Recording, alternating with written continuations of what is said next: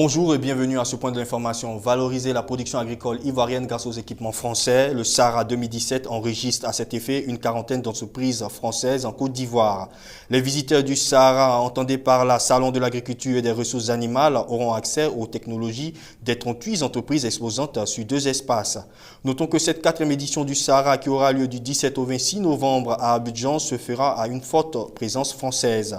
De nombreuses entreprises des filières bovines, porcines et avicoles seront présentes sur l'espace dénommé Ferme Française au cœur du pavillon France pour présenter leurs équipements adaptés à la production locale.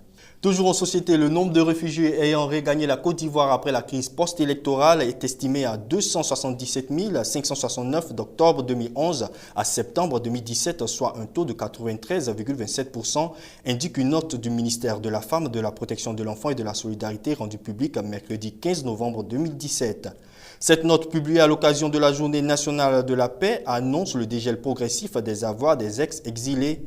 Elle mentionne notamment que la fonction publique a fait la prise en charge des dossiers de 46 fonctionnaires rentrés d'exil, dont 9 régularisés et 7 concernés par des motifs de limite d'âge ou de décès.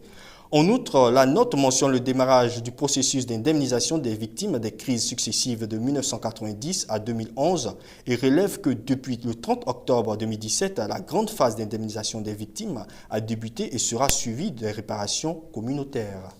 Les présidents et les représentants des pays participant à la COP 23 ont défilé à la tribune ce mercredi 15 novembre 2017. La chancelière allemande Angela Merkel a affirmé la volonté de son gouvernement de réduire de 40% les émissions de gaz à effet de serre de l'Allemagne d'ici 2020. Pour sa part, Emmanuel Macron a tiré la sonnette d'alarme. Le président français tente de trouver une parade au retard américain.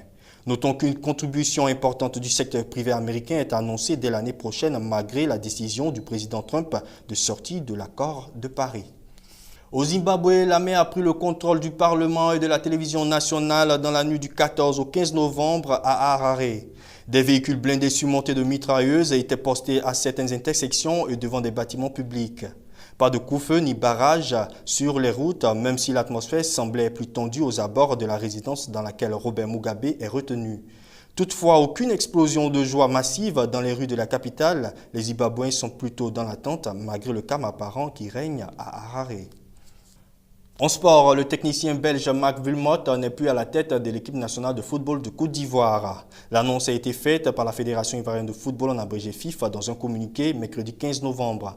Selon le test, l'organe fédéral et Marc Wilmot se sont rencontrés le lundi 13 novembre 2017 à Abidjan pour faire le bilan de la mission à lui confier.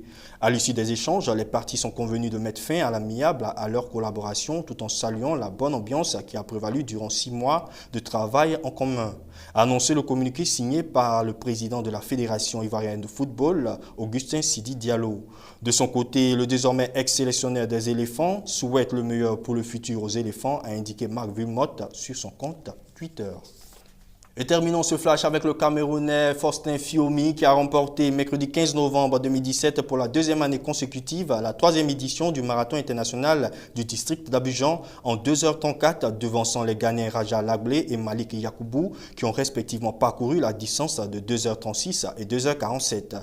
Justin avec cette victoire remporte la somme de 2 millions de francs CFA quand les 2 seconds remportent respectivement la somme de 2 500 000 francs CFA.